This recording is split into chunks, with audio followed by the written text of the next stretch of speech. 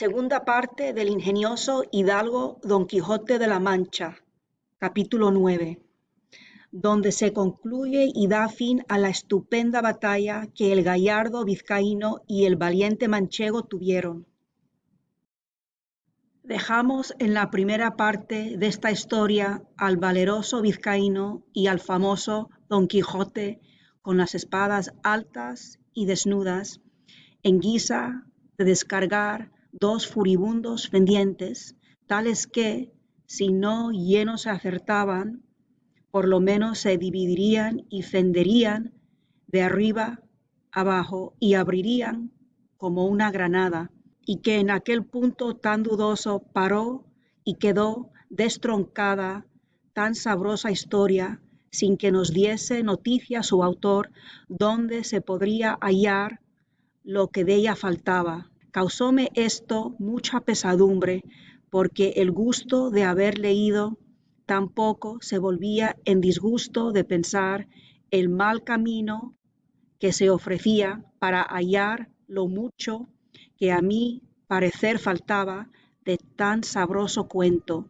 Parecióme cosa imposible y fuera de toda buena costumbre que a tan buen caballero le hubiese faltado algún sabio que tomara a cargo el escribir sus nunca vistas hazañas, cosa que no faltó a ninguno de los caballeros andantes. Al principio de esta segunda parte, Cervantes se mete a la historia y narra en primera persona. Esto se conoce como metaficción, así que él ahora está dentro de la historia. Aquí Cervantes menciona no estar a gusto por no saber en qué quedó la batalla entre Don Quijote y el vizcaíno, así que ahora él tiene que buscar algún documento o algo para saber en qué quedó. Bueno, aquí tenemos una personificación cuando dice espadas altas y desnudas. Donde dice furibundos pendientes, esto es una aliteración. Y luego también tenemos una sinestesia, que es cuando dice sabroso cuento.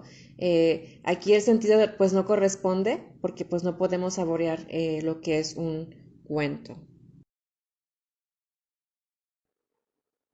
De los que dicen las gentes que van a sus aventuras, porque cada uno de ellos tenía uno o dos sabios como de molde, que no solamente escribían sus hechos, sino que pintaban sus más mínimos pensamientos y niñerías, por más escondidas que fuesen, y no había de ser tan desdichado, tan buen caballero, que le faltase a él lo que sobró a Platir y a otros semejantes.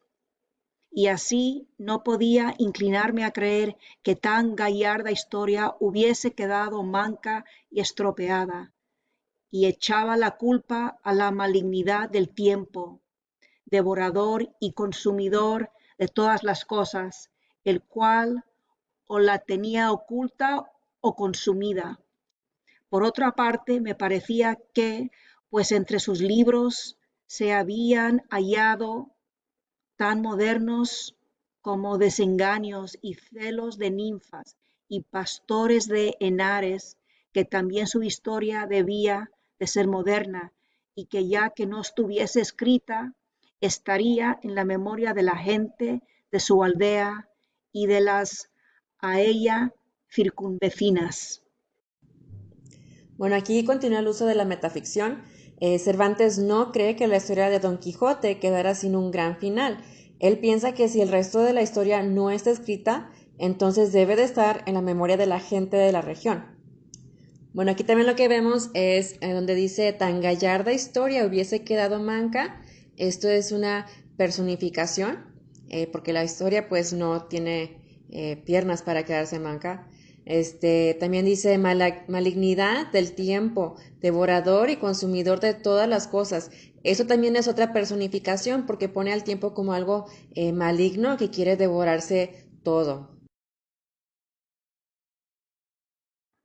Esta imaginación me traía confuso y deseoso de saber real y verdaderamente toda la vida y milagros de nuestro famoso español Don Quijote de la Mancha, luz y espejo de la caballería manchega, y el primero que en nuestra edad y en estos tan calamitosos tiempos se puso al trabajo de ejercicio de las andantes armas y al de desfacer agravios, socorrer viudas, amparar doncellas de aquellas que andaban con sus azotes y palafrenes y con toda su virginidad a cuestas de monte en monte y de valle en valle, que si no era que algún follón o algún villano de hacha, de capellina o algún descomunal gigante las forzaba, doncella hubo en los pasados tiempos que al cabo de 80 años,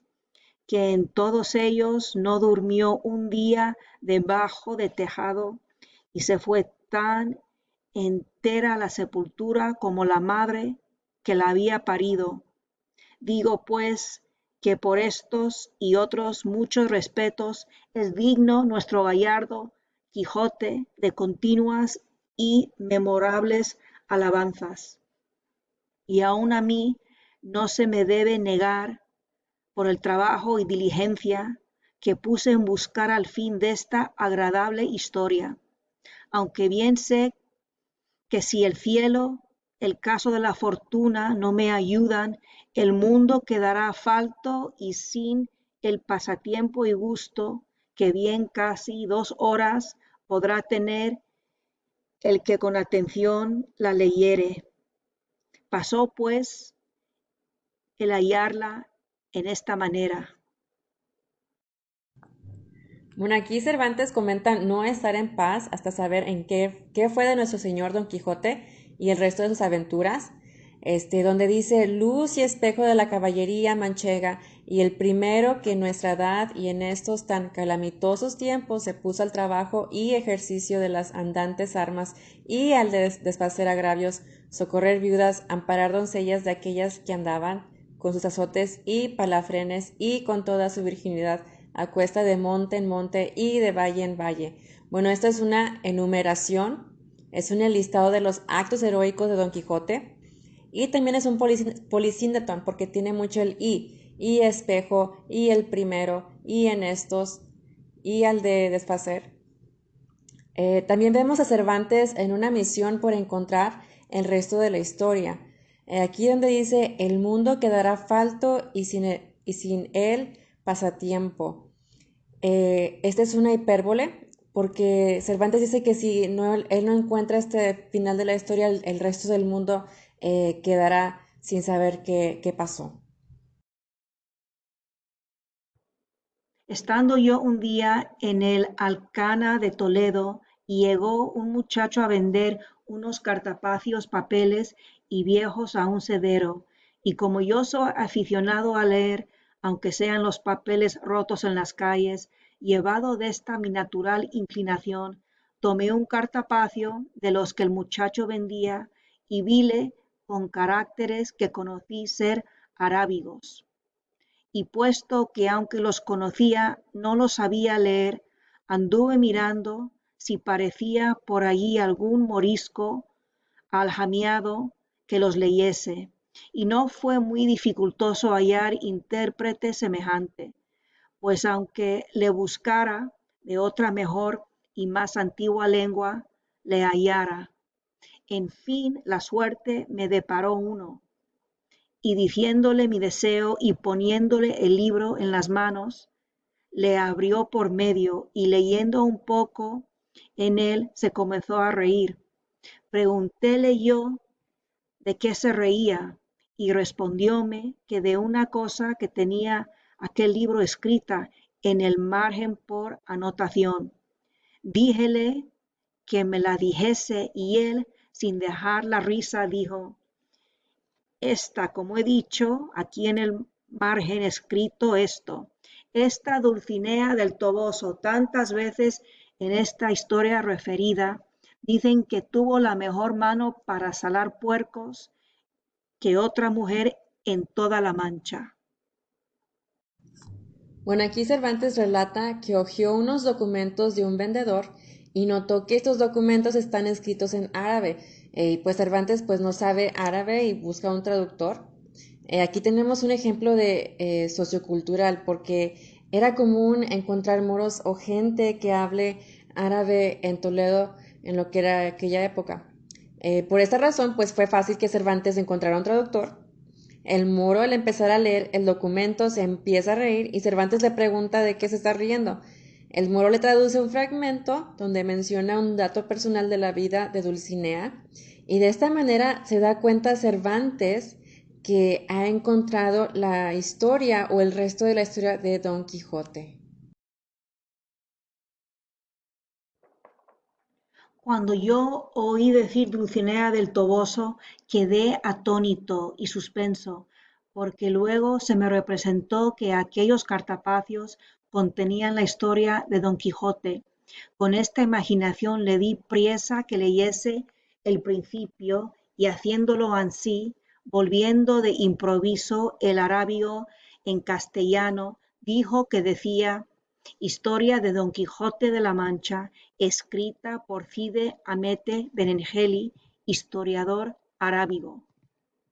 Mucha discreción fue menester para disimular el contento que recibí cuando llegó a mis oídos el título del libro, y salteándosele al sedero compré al muchacho todos los papeles y cartapacios por medio real. Y si él tuviese discreción y supiera lo que yo los deseaba, bien se pudiera prometer y llevar más de 6 reales de la compra. Apartéme luego con el morisco por el claustro de la iglesia mayor y roguéle me volviese aquellos cartapacios, todos los que trataban de Don Quijote en lengua castellana, sin quitarles ni añadirles nada, ofreciéndole la paga que él quisiese. Contentóse con 2 arrobas de pasas y 2 fanegas de trigo, y prometió de traducirlos bien y fielmente y con mucha brevedad. Pero yo, por facilitar más el negocio y por no dejar de la mano tan buen hallazgo, le truje a mi casa, donde en poco más de mes y medio la tradujo toda del mismo modo que aquí se refiere. Aquí Cervantes relata su emoción al saber que ha encontrado más documentos sobre la vida, sobre la historia de Don Quijote. En este caso menciona a otro autor, un moro llamado Cide Hamete Benengeli. Esto es un juego de autoría porque sabemos que Cide Hamete pues no existió, pero en la obra él es el autor de la historia. Pues obvio que no es él porque el verdadero autor es Cervantes. Así que esto es una continuación de la metaficción. Continuó, Cervantes compra todos los documentos del vendedor y contrata al moro para que los traduzca. Para no perder los documentos, pues Cervantes lleva al moro hasta su casa para que escriba las traducciones. Aquí también se muestra la falta de confianza que le tiene Cervantes al moro al no dejar que se lleve los documentos. Así que esto es sociocultural. Sería no confiar en los moros porque son mentirosos.